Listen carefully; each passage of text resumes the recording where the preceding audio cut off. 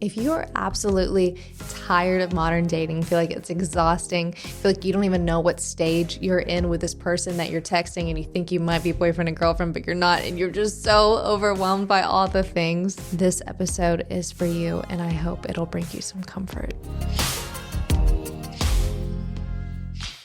Welcome to the Dear Future Husband podcast. I'm your host, Christian, and if you are here listening to a relationship-based podcast about your future marriage, the chances are you might be in the camp of people who are single and wanting to date, but frustrated with modern dating. Why is it so difficult? Why are there so many different stages of the relationship? Why are there so many different timelines and options and apps and the things? I've been married for 6 years, but the thought alone of going back to the dating stage is daunting to me. I can't even imagine navigating it in what all has come about in the last 6 years alone. There's a heightenedness, even more so on social media and online connections. There's, this curiosity of how long should you date? What's the timeline? I feel like there's so many questions and not a lot of clear answers. And oftentimes when we think of modern dating and the problems that it has, we think, okay, well, we need to have our modern solutions. Like, what's the next stage? What's the next new thing? What's the next trend in dating? But what I want to propose today in this episode is that we actually scale back. Instead of trying to create this forward momentum to solve our problems, what if we pump the brakes, slow down, and actually go back to what dating maybe used to look like, and most importantly, go back to the Word, letting the Bible dictate our dating trajectory. If you've recently joined the Dear Future Husband podcast community, you may not yet know that we do have an Instagram account. I would encourage you to join there so you can connect with other people like-minded and on mission like you. But I shared a reel there recently, and I was blown away by how many people engage with this, not just in our community, but also new people alike. We had men and women watching this reel, commenting, and it got over 2 million views at the time of this recording, and it's still trending. What was the topic? Well, I posted saying, what if we forget modern dating and bring back this?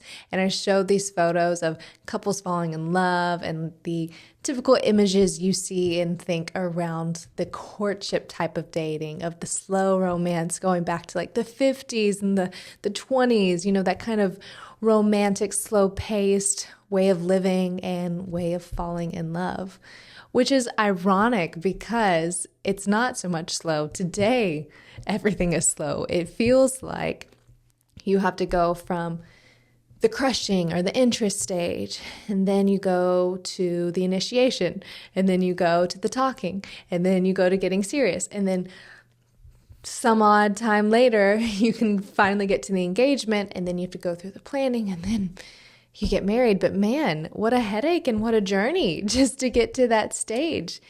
I'm sure that's what you may have feeling like, and not even to mention if you've gone through some of those stages with someone you thought might have been a great option for someone you want to spend your life with, but then realize they weren't, and you have to start all over again.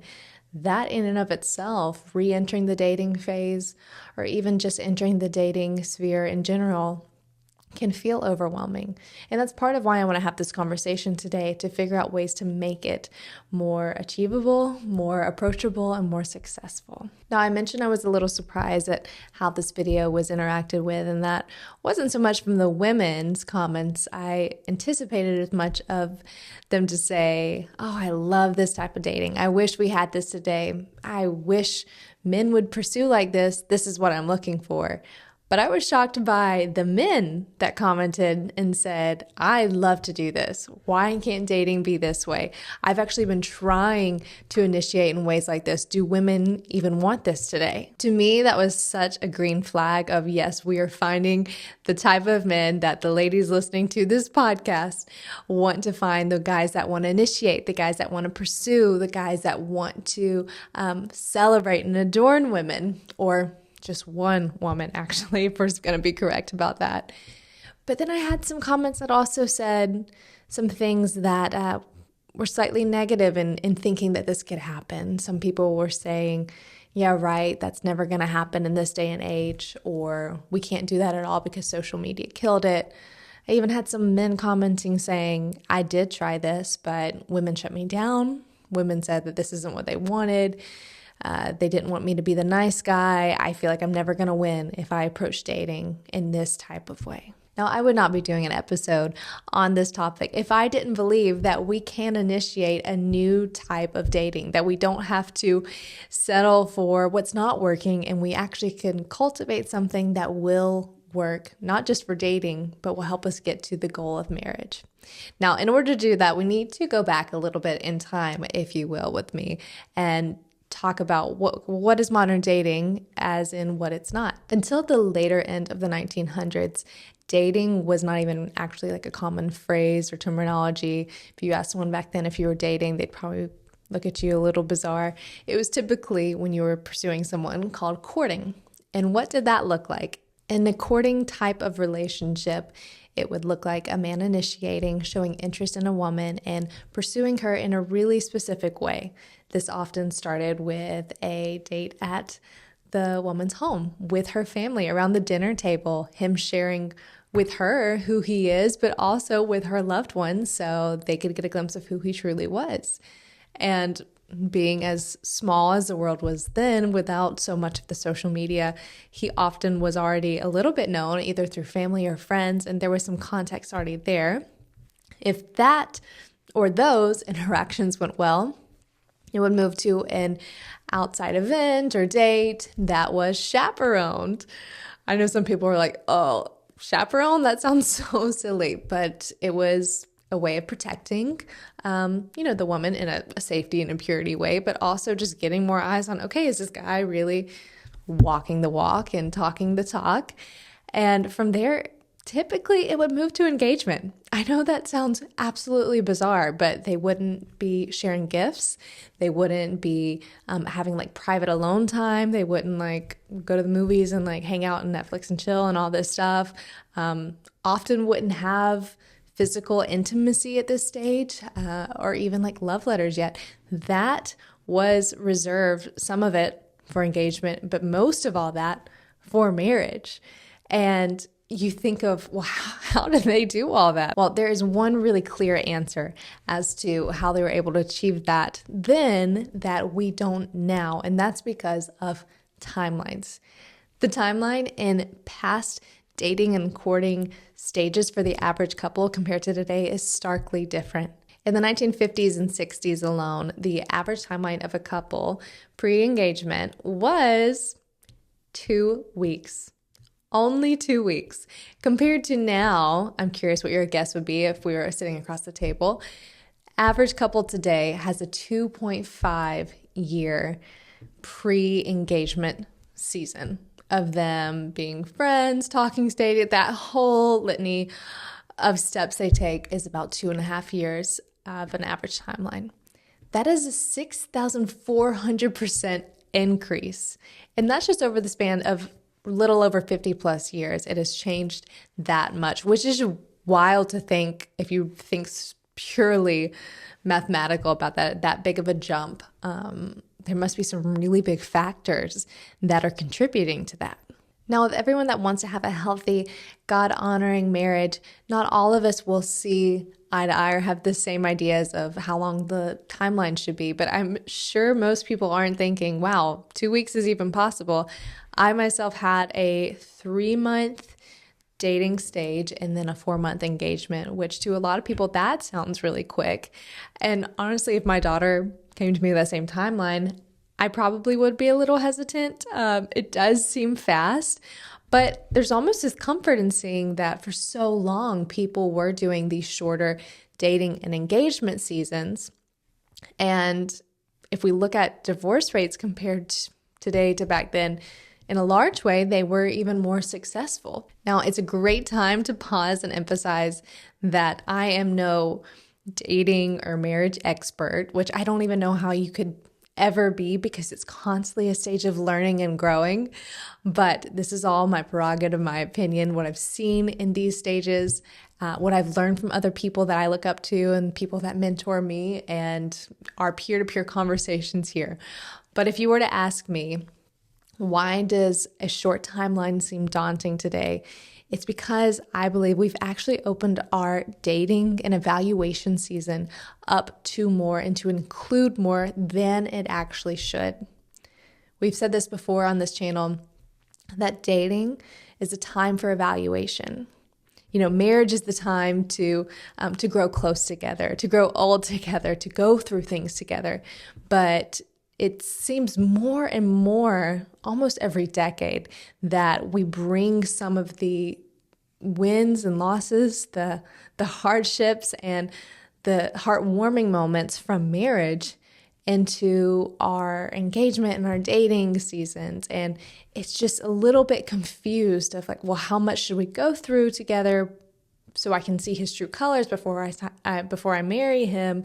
How much, how close should we be? How much should I know his family? Like, I need to get this really good sense for confirmation, but it doesn't always line up that the confirmation we're trying to get to make sure either is given, is helpful, or gives us a better chance at marriage later.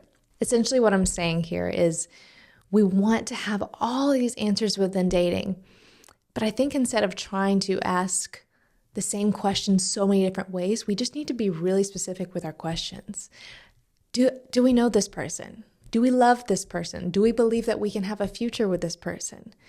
And instead of having to have answers all the way from A to Z, maybe we just need to have better answers, less distractions, more in tune depth, more family dinners, more chaperones, And look, if you're kind of giving me an eye, like, I don't really know if that sounds fun. I don't really know if I want to be the odd one out that's trying to date differently than everyone else.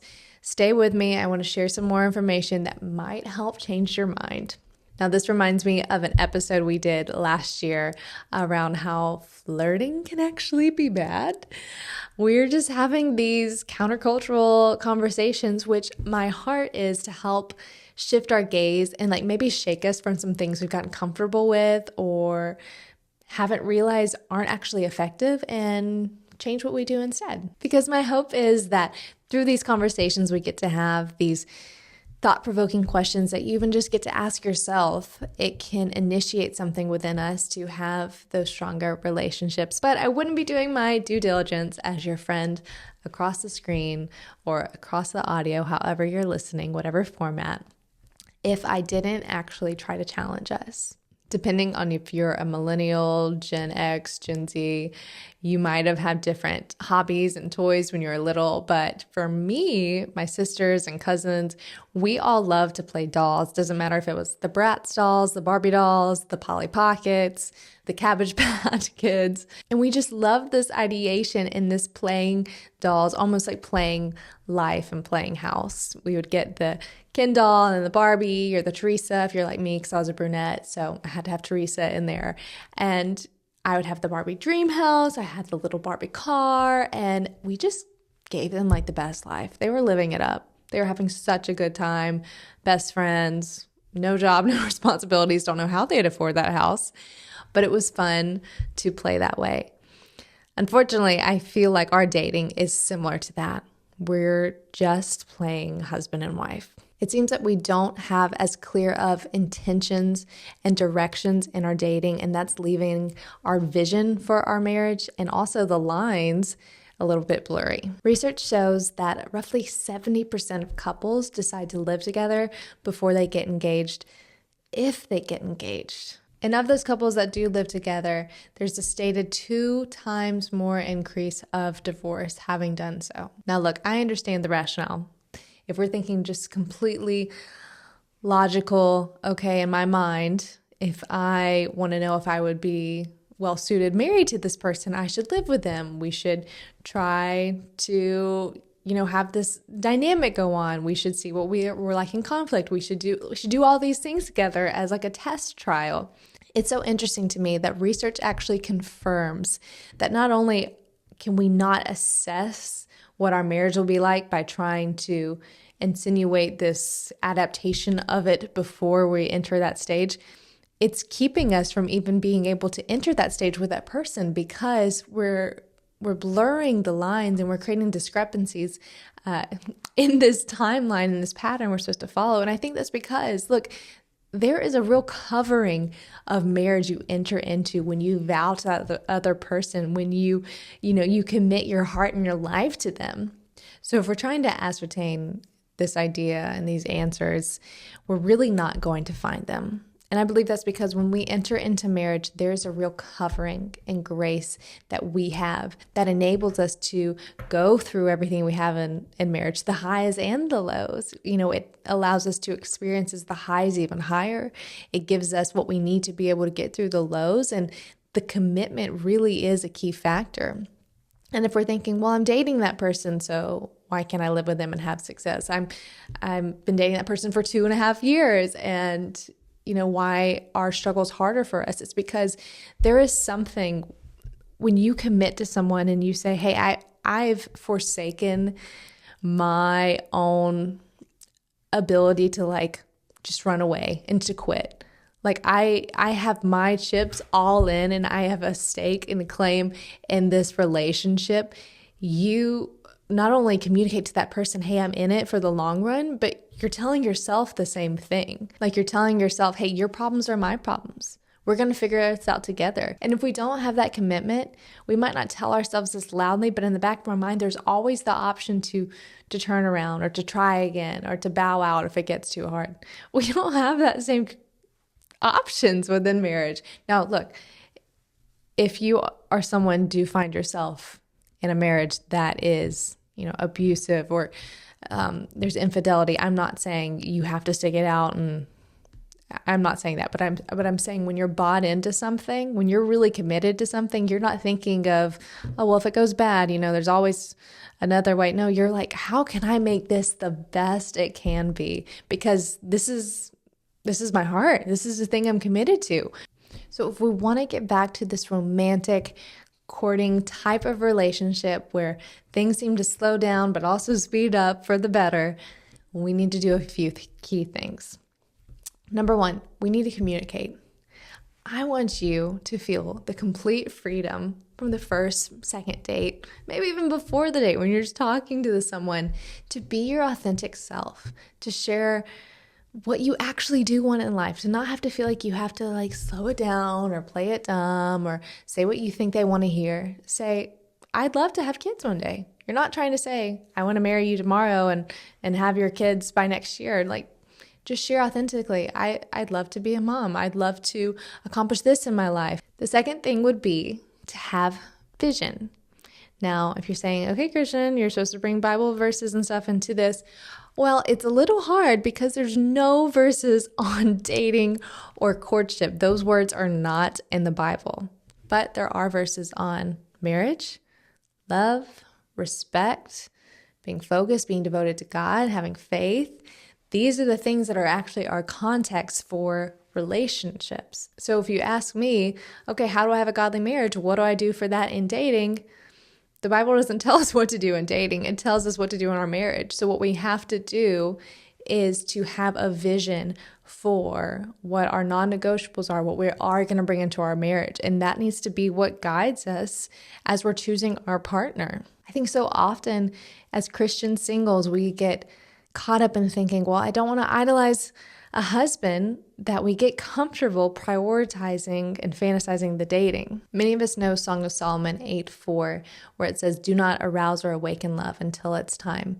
And in a large portion, we apply that to purity, which I think we rightfully should. And that's a wonderful verse and strategy for helping us stay in line with not crossing that line until we're in the sacred, safe place for it. But we can apply that verse also for how we think of love. Do not arouse the type of commitment of attaching your heart and giving it fully uninhibited to a boyfriend when you shouldn't be arousing or allowing your heart to fully fall for someone until you're devoted and they're committed to you. I think this is just wisdom of knowing when and where and how much of ourselves to give and at what stage. Again, so we're not playing husband and wife, but we are actually creating and following a vision to get to that stage where we can fall in love, where we can give our full heart. And the third takeaway would be Don't be derailed. 1 Corinthians 6:18 reminds us to flee sexual immorality. I want us to take a step further. Flee anything that's going to even get to a stage where you feel like you're compromising, you feel like you're settling, you feel like you're getting distracted. Okay, so if it's dating a person you shouldn't date, if it's going to places or even apps or things that are going to cause you to start looking for someone to be a boyfriend that is not productive or honoring of the marriage or the vision you have, don't do it. At the end of the day, I want you to have full confidence and full peace as you enter into making one of the biggest choices of your life of who you'll spend the rest of your life with. And so I want you to have peace. I want you to have clarity. And in order to have those things, we need to not be distracted or derailed by either bad or good things. So the best thing we can do is to have that vision we want to steward, communicate that vision. And I would say not being derailed looks like having people that help keep you on track. So like we said in courting, there was the family, the friends, the people around. Who are the trusted voices that you are going to have keep you on track, and you're going to trust to speak into your relationship? One of the phrases that we hear a lot, and people, I get it, they shake their head at, is the advice when you're meeting someone is when you know, you'll know. And that's confusing because there's a lot of misknowing or unknowing into dating today. But I want to see you get to a place of you do know. You have clarity, you have peace, you're not distracted. And maybe that looks like going out on the limb, dating differently. You might feel awkward. You might feel like you're standing out a little bit from the crowd, but I promise you that'll play off in the long run. Maybe you're not going on dates as frequently as the people around you, or maybe someone, like the comments we got from the men earlier, maybe the woman you were going out with didn't like that approach to dating, but the woman that shares the vision you have for marriage will. The person that's worth the pursuit and that will stand with you in what you want to see for your marriage will. And we can point back at modern dating and just say it's a culture problem all we want, but that's not going to help us get to what we want to see in dating. At the end of the day, the only way to shift culture is to bring a new type of culture. And to do that, you're going to have to stand firm in what you believe and fight for it, believe for it, not back down when you feel disheartened or when someone questions, why would you want to date that way? Or why do you want this and that in your relationship? Just remember your why and remember that it is worth it and it is possible. Now, I know it can feel hard to push against the grain, especially if you're pushing alone. So if you want to make sure that you're not alone in this, you want to be encouraged by other women looking for the same thing or fighting for the same thing, I encourage you to subscribe so you can be part of this community, not only here, either on YouTube or podcast, wherever you're listening, but also join us on Instagram so you can meet new friends and have some people that are going to believe with you and encourage you. And I'd love to hear what you're taking away from this episode, what you're going to cling to and fight for shifting, dating, and getting back to the basics.